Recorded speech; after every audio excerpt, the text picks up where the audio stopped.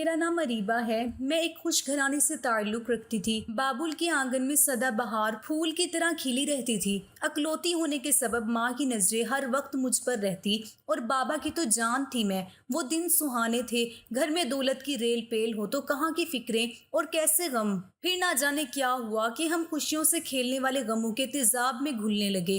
अम्मी ने एक रोज़ पूछा तो बाबा ने बताया पार्टनर ने कारोबार अलग कर लिया है। वो पढ़ा लिखा आदमी और मैं मामूली तालीम याफ्ता हूँ।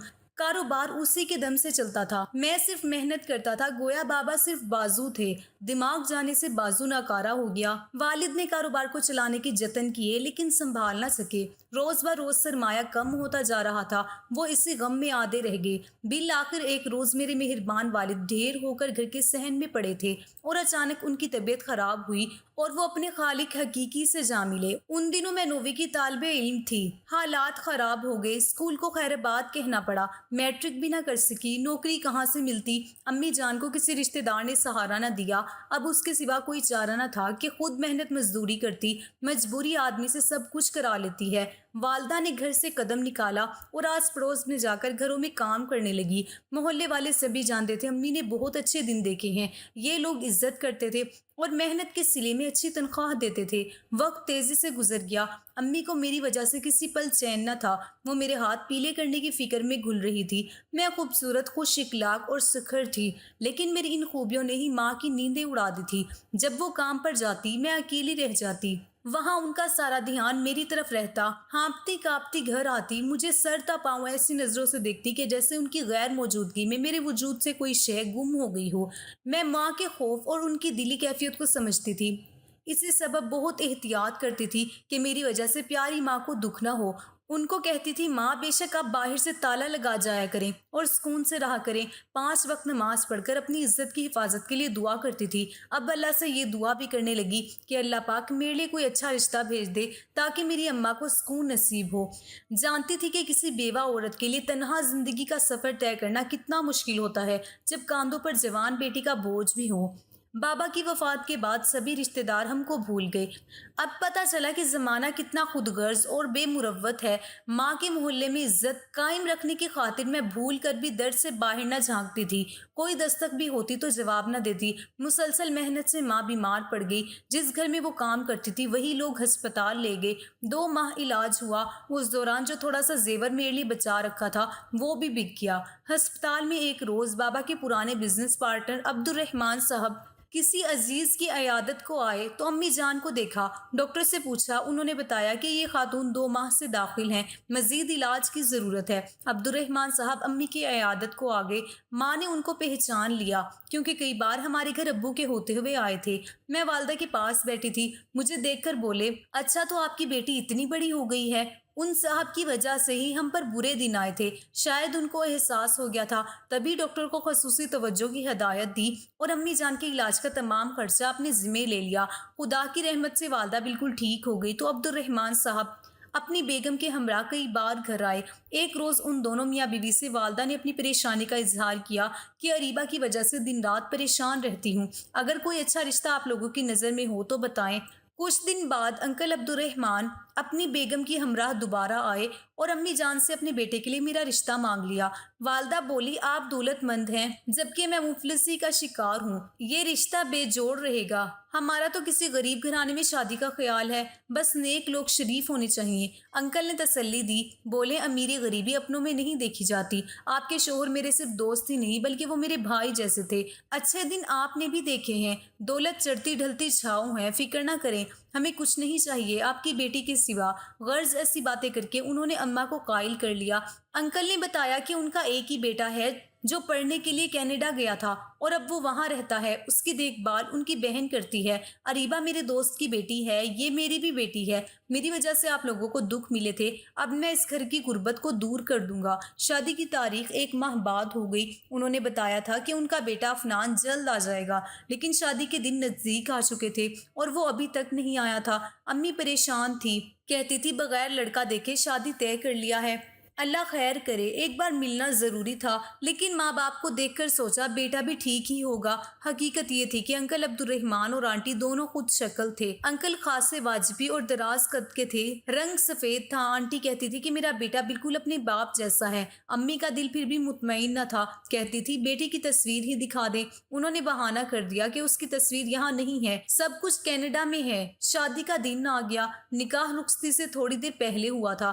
اس وقت بھی والدہ اس کا چہرہ نہ دیکھ سکی، وہ اپنے رشتہ دار وغیرہ میں گھیرے ہوا تھا اور چہرے کو سحری سے ڈھانپ رکھا تھا۔ وہ لوگ اپنا نکاح خواہاں ساتھ لائے تھے، بس جلدی نکاح ہوا اور پھر رخصتی کا تقاضا کرنے لگے، کہنے لگے مہمان کھانا کھاتے رہیں گے، دلہے کی والدہ کی طبیعت اچانک خراب ہو گئی ہے، ان کو ابھی ہسپتال لے گئے ہیں، آپ رخصتی کر دیں، باقی رسم چھوڑیے۔ یہاں بھی غربت کا راج تھا، چند محلے دار ہی بلائے تھے، بس مجھے جلدی جلدی دلہے کی کار میں بٹھا دیا گیا، نہ راستے میں گیت اور نہ دھوم دھڑکا۔ بیوہ کی بیٹی تھی، سادگی سے رخصتی ہو رہی تھی، ہر کوئی شکر ادا کر رہا تھا کہ بیٹی عزت سے رخصت ہو رہی ہے، خوشحال گھرانے میں جا رہی ہے۔ بھلا ایک بیوہ عورت جو دوسروں کے گھروں کے برتن مانجتی ہو، اس کی بیٹی کا رشتہ کوٹھی والے امیر گھرانے میں ہوتا ہے، یہ تو میری قسمت کھل گئی تھی۔ ماں نے دعائیں دے کر رخصت کیا اور وہ مجھے بیاہ کر لے آئے۔ وہاں پہلی بار جب دلہا کو دیکھا تو منہ سے چیخ نکل گئی۔ وہ انتہائی بدصورت کا لنگڑا لولا ہوتا تو ہرگز اف نہ کرتی، صبر کر کے اللہ کی رضا سمجھ کر راضی ہو جاتی، مگر دلہا بدصورت، لنگڑا اور کالا بہنگا ہرگز نہ تھا۔ اس کا سر چھوٹا اور جسم بڑا تھا اور منہ سے رال ٹپک رہی تھی۔ وہ ایک اب نارمل لڑکا تھا۔ صدمے سے میں اپنا ہوش کھو بیٹھی۔ آنٹی نے پانی پلایا اور تسلیاں دینے لگی، میری بچی کہہ کر گلے لگایا۔ کچھ قریبی رشتہ دار عورتیں جو دلہا کی طرف سے تھی حیرت زدہ یہ تماشا دیکھ رہی تھی، انہیں کمرے سے نکال دیا گیا۔ پھر آنٹی مجھے ہوش دلانے لگی۔ جب ہوش آیا تو میں دھاڑے مار مار کر رونے لگی، میری ساری زندگی کی خوشیاں خاک میں مل گئی تھی۔ آنٹی بھی رو رہی تھی، کیا یہی ہے میرا دلہا؟ کیوں آپ لوگوں نے مجھ پر یہ ظلم ڈھایا؟ میں رو رہی تھی اور وہ کہہ رہی تھی، بیٹی صرف تمہاری غربت پر ترس کھا کر، ہمیں معلوم ہے تمہاری ماں دوسروں کے گھروں میں برتن مانجنے پر مجبور ہے اور ہمارا ایک ہی بیٹا ہے۔ دیکھو یہ اتنی ساری دولت، روپیہ، پیسہ، یہ کس کا ہوگا؟ یہ سب تمہارا ہی ہوگا۔ دیکھو بیٹھے بٹھائے یوں کسی کو اتنا کچھ نہیں مل جاتا۔ ساری عمر عیش کرو گی، ہم تمہیں کینیڈا سب جگہ لے جائیں گے، دنیا گھمائیں گے۔ کیا کبھی اتنی دولت کا تصور بھی کیا تھا تم نے؟ خواب میں بھی نہیں دیکھ سکتی ہو جو اب دیکھو گی۔ اور تمہاری ماں بیچاری بڑھاپے میں در در کی ٹھوکریں کھاتی پھرتی، ان کے بارے میں سوچو، تم بھی پڑھی لکھی نہیں ہو کہ کہیں اچھی ملازمت کر کے ان کو سنبھال لیتی۔ اس تقریب پر بھی میرے آنسو نہ تھامے تھے، ان کا کوئی لفظ دل پر اثر پذیر نہ ہوا۔ میں ان کو بد دعائیں دینے لگی کہ پہلے میرے والد کا بزنس ختم کیا اور اب مجھے جیتے جی مار دیا۔ ماں جب اپنے داماد کو دیکھے گی تو کیا جینے کی آرزو کرے گی؟ نہیں، میں نہیں رہوں گی یہاں، مجھے طلاق چاہیے، میں طلاق لوں گی۔ میرے درد بھرے آنسو تھم نہ رہے تھے، کیا بتاؤں کہ کیا حال ہوا۔ دیواروں سے سر ٹکرانے کو جی چاہ رہا تھا۔ انکل ہاتھ جوڑنے لگے، بہو چپ ہو جاؤ، مجھ پر ترس کھاؤ، میں تمہارے ابو کا دوست ہوں، اسی مرحوم کا خیال کر لو، میرا بیٹا کینیڈا رہتا ہے، ہم تمہیں بھی ادھر لے جائیں گے، افنان کا ہم علاج کروائیں گے، تمہیں زندگی بھر کوئی تکلیف نہ ہوگی، وعدہ ہے میرا۔ وہ رات کاٹے نہ کٹ رہی تھی، کس چیز سے چپ ہو گئی کیا بتاؤں۔ ساس بھی میرا بازو تھامے رو رہی تھی کہ بیٹی ہماری کوئی غلطی نہیں ہے، دیکھو یہ میرا بیٹا دماغی مریض نہیں ہے، یہ ساری باتیں سمجھتا ہے، بس بچوں جیسے سمجھ ہے اس کی، بہت معصوم ہے، تمہیں دیکھ کر خوش ہو رہا تھا، تالیاں بجا رہا تھا، اور اب تم رو رہی ہو تو یہ بھی رو رہا ہے بیچارہ۔ پہلی بار میں نے نظر اٹھا کر افنان کو دیکھا، وہ واقعی بے حد معصوم تھا، مجھے اس پر ترس آ گیا اور میں چپ ہو گئی تاکہ وہ بھی چپ ہو جائے اور اس کے آنسو تھم جائیں۔ اس سارے کھیل میں وہ بالکل بے قصور تھا، نہیں جانتا تھا کہ اس کے ماں باپ مجھ سے کیا دھوکہ کر کے یہاں لائے ہیں۔ پھر وہ نیم دماغ مجھے تسلی دینے لگا، عجیب و غریب حرکتیں کر کے مجھے ہنسانے کی کوشش کرنے لگا۔ اس نے کچھ اس طرح معصومیت سے میرے آنسو صاف کیے کہ بے اختیار رحم آ گیا۔ کتنے دکھی دل سے تسلی دے رہا تھا وہ، مجھے اشاروں سے کہہ رہا تھا، رو مت، چلو میں تمہیں تمہارے گھر چھوڑاتا ہوں۔ اپنے ماں باپ کو غصے سے دیکھ رہا تھا لیکن بات سیدھی طرح نہیں کر سکتا تھا، عجیب و غریب شکلیں بنا کر کچھ ٹوٹے پھوٹے لفظ کہتا جو سمجھ میں نہ آتے تھے۔ میں نے کہا، افنان تم پریشان نہ ہو، میں تم سے ناراض نہیں ہوں، تم کیوں رنجیدہ ہو رہے ہو؟ میری فکر مت کرو، تم سو جاؤ، میں صبح چلی جاؤں گی۔ خود ہی میرے کہنے پر وہ دوسرے کمرے میں جا کر سو گیا۔ تمام رات آنٹی پاس بیٹھی مجھے تسلیاں دیتی رہی، اپنی دولت کے انبار گنواتی رہی، کبھی ہاتھ جوڑتی، کبھی خوشامد کرتی۔ آخر کار میں بھی انسان تھی، ایک بوڑھی عورت کی عمر کا خیال کر کے خاموش لیٹ گئی۔ مگر نیند کیسے آنی تھی؟ صاف ظاہر تھا افنان پیدائشی ایسا تھا، اس کا علاج ناممکن تھا۔ صبح جب وہ مجھے سلام کرنے آیا تو مجھے رونا آ گیا۔ وہ اشارے سے کہہ رہا تھا تیار ہو جاؤ، میں تمہیں تمہارے گھر چھوڑاتا ہوں، رونا نہیں۔ یہ کہتے ہوئے اس کی آنکھوں سے آنسو بہنے لگے۔ میں نے اس کا دل رکھنے کو کہا، افنان رو مت، میں نہیں جا رہی، میں تمہارے پاس ہی رہوں گی۔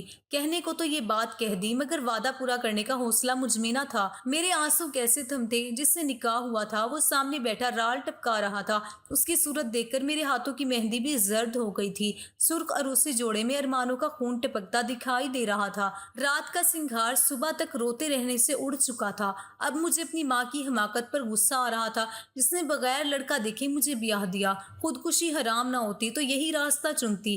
سمجھ چکی تھی کہ مجھے اس معذور انسان کی دیکھ بھال کے لیے لایا گیا ہے اور بدلے میں دولت میری جھولی میں ڈالی جائے گی۔ یہ سودا منظور کر لوں تو بغیر سہاگ کے کیسے رہوں گی؟ یہ ایک اہم سوال تھا۔ اب فیصلہ مجھے کرنا تھا۔ اس روز مجھے انکل اور آنٹی سے سخت نفرت محسوس ہوئی کہ کس قدر خود غرض ہوتے ہیں ایسے دولت مند لوگ جو دوسروں کی ذات کو مٹی کی دھول جانتے ہیں۔ کیا یہ اتنے خونخوار ہوتے ہیں کہ غریب کی زندگی سے کھیلنا اپنا حق سمجھتے ہیں؟ اگر یہ بات نہ تھی تو کیوں پہلے سے افنان کے بارے میں نہیں بتایا، اس کو امی اور مجھ سے نہیں ملوایا؟ اب سزا کون بھگتے گا، امی، میں یا افنان؟ اگلے روز امی ملنے آئی۔ جب میں ان سے لپٹ کر روئی تو اس کی بھی روتے روتے ہچکی بن گئی۔ تب میں نے دیکھا افنان بھی دروازے سے چمٹا ہوا زارو قطار رو رہا تھا۔ اس کا رونا دیکھ کر سچ کہتی ہوں کہ میں اپنا دکھ بھول گئی، جیسے خدا کی جانب سے مجھے الہام ہوا ہے کہ تمہیں ہم نے نیکی کا ایک موقع دیا ہے جس کا بہت بڑا انعام محفوظ رکھا ہے اور تم نہیں جانتی ہو کہ وہ کیسا اعلیٰ انعام ہے۔ تو اب کیا تم اس آزمائش پر پوری اترنے کو تیار نہیں ہو؟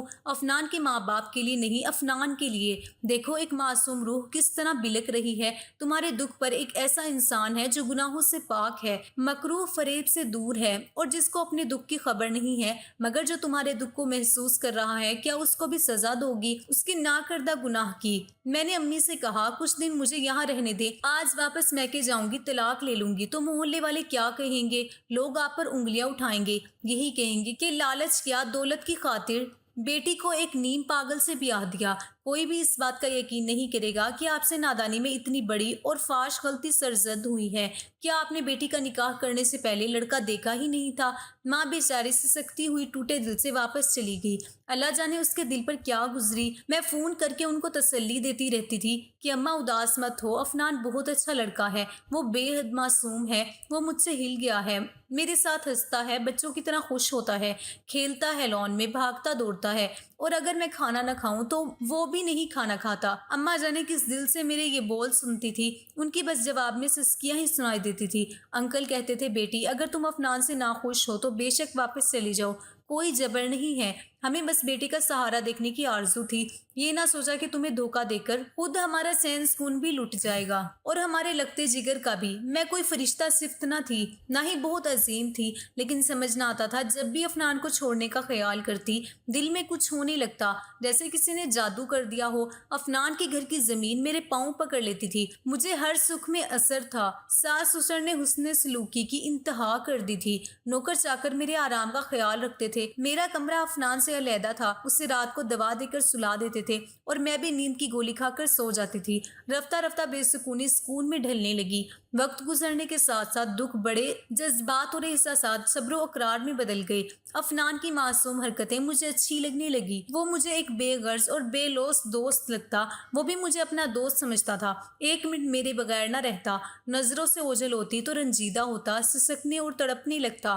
اب شادی کا مفہوم بہت دور رہ گیا تھا، صرف دوستی باقی بچ گئی۔ جیسے کوئی کسی پیارے سے بچے کے ساتھ مانوس ہو جائے تو اس کو چھوڑنے پر تکلیف ہوتی ہے، ایسی ہی تکلیف سے میں دو چار ہونے لگتی تھی جب بات کو چھوڑنے کا سوچتی تھی۔ افنان کا گھر مجھے اپنا گھر لگنے لگا، اس کے والدین اپنے ماں باپ لگتے تھے۔ امی جان آتی مجھے مطمئن پا کر حیرت زدہ رہ جاتی، کہتی تھی لڑکی تیرا بڑا دل گردہ ہے، ایک ذہنی معذور کے ساتھ تو نے اپنے دل کی بستی آباد کر لی۔ دل ہی تو ہے جس کے ساتھ خوش ہو جائے، دل کی بستی بس جاتی ہے، خوش ہونا چاہیے، کیونکہ میں نے یہاں دل لگا لیا ہے، اور دل لگا بھی تو کس کے ساتھ؟ ایک معذور کے ساتھ۔ جس کو دنیا اب نارمل کہتی ہے، لیکن سچ کہتی ہوں یہ بہت ہی معصوم ہوتے ہیں۔ ان کی معصومیت اس قدر پرکشش اور دلکش ہوتی ہے کہ انسان کی روح کو جکڑ لیتی ہے۔ اب میرا جی ایک لمحے کو افنان سے دور ہونے کو نہیں چاہتا تھا۔ جیسے کوئی طوطا مینا یا مور کو پالتا ہے تو یہ پالتو جانور کتنے پیارے ہو جاتے ہیں، ایسی ہی میری محبت ہے اس کے ساتھ۔ اماں اب کسی کی گھر کام نہیں کرتی تھی۔ انکل ہر ماہ خرچے کے لیے ان کو معقول رقم دیتے تھے، وہ ان کو محنت مزدوری نہیں کرنے دیتے تھے کیونکہ اماں بیمار رہنے لگی تھی۔ ملازمہ اور نوکر بھی ان کی خدمت کے لیے رکھ دیے تھے۔ وقت گزرتا رہا، یہاں تک کہ 4 برس بیت گئے۔ میں اب انکل کے گھر آرام اور سکون سے تھی۔ آنٹی بیمار رہنے لگی تھی، بالآخر وہ فوت ہو گئی۔ تب میں نے امی کو مجبور کیا کہ وہ میرے پاس آ کر رہیں، میں اکیلی نہیں رہ سکتی تھی۔ امی میرے پاس آ گئی۔ افنان کی معصوم شرارتیں، اس کا روٹھنا منانا، یہ سب دیکھ کر ان کو بھی اس معذور انسان سے پیار ہو گیا۔ جب انکل نے دیکھا کہ میں افنان کے ساتھ مخلص ہوں، اس کا بہت زیادہ خیال رکھتی ہوں، تو انہوں نے کوٹھی اور جائیداد میرے نام کر دی۔ وہ خود ہر وقت عبادت الہی میں مشغول رہنے لگے تھے۔ ایک روز دل کا دورہ جان لیوا ہوا، وہ بھی خالق حقیقی کے پاس چلے گئے۔ اب افنان اور ان کی دولت جائیداد، انکل کا بینک بیلنس، کاروبار سب میرے حوالے تھا۔ میں مالک تھی اور میں ہی نگراں تھی۔ یہ سب کچھ اتنا تھا کہ کسی بات کی فکر نہ تھی۔ انکل ہم لوگوں کے لیے بہترین انتظام کر گئے تھے۔ وہ افنان کو بھی بہترین ہاتھوں میں سونپ گئے تھے۔ باقی زندگی بھی شاید اسی طرح گزر جاتی، لیکن خدا کو صرف ہماری غربت سے نجات دلوانا مقصود تھا۔ میری آزمائش منظور تھی۔ شادی کے 12 برس بعد افنان کو اللہ پاک نے اپنے پاس بلا لیا اور میں نام نہاد سہاگن سے نام نہاد بیوہ ہو گئی۔ مجھے بیوگی کا کچھ پتہ نہ تھا۔ مجھے غم تھا تو اپنے پیارے سے دوست سے بچھڑ جانے کا، ساتھی سے محروم ہو جانے کا، جو میرے مسکرانے پر مسکراتا تھا اور میرے افسردہ ہونے پر رو پڑتا تھا، جو بچوں کی طرح میرے ساتھ کھیل کر خوش ہوتا تھا۔ ہم باغ میں کھیلتے اور گھر کے اندر لوڈو کھیلتے۔ کبھی وہ روٹھ جاتا، میں اس کو مناتی، اور کبھی میں روٹھ جاتی تو وہ مجھے مناتا۔ ہم زندگی کے سچے ساتھی تھے، لیکن پھر بچھڑ گئے، کیونکہ جو ملتے ہیں ان کو بچھڑنا بھی ہوتا ہے۔ آج میں ایک دولت مند خاتون ہوں، سب کچھ ہے میرے پاس، مگر افنان نہیں ہے۔ چاہوں تو شادی کر سکتی ہوں، اتنی دولت مند عورت سے بھلا کون شادی نہ کرے گا، لیکن میرا جی اب شادی کرنے کو نہیں چاہتا۔ لگتا ہے افنان کی جگہ کوئی نہیں لے سکے گا۔ اس کی یادیں میرے دل پر ہر وقت چھائی رہتی ہیں۔ لوگ مجھ پر ترس کھاتے ہیں، اور میں کیا بتاؤں کہ میں کیسی دولت سے محروم ہو گئی ہوں۔ افنان اب نارمل ضرور تھا، مگر وہ دھوکے باز اور چال باز نہ تھا۔ وہ جھوٹ نہیں بولتا تھا، وہ سچا پیار کرتا تھا، کیونکہ اس کا دل سچا تھا اور سوچوں میں خرابی نہیں، صرف پاکیزگی تھی۔ ایسا ساتھی پھر کہاں مل سکتا ہے؟ ناظرین، آپ کو ہماری آج کی کہانی پسند آئی ہے تو اس کو لائک اور شیئر کریں، اور اگر ابھی تک آپ نے ہمارا چینل سبسکرائب نہیں کیا تو اسے لازمی سبسکرائب کر لیجیے۔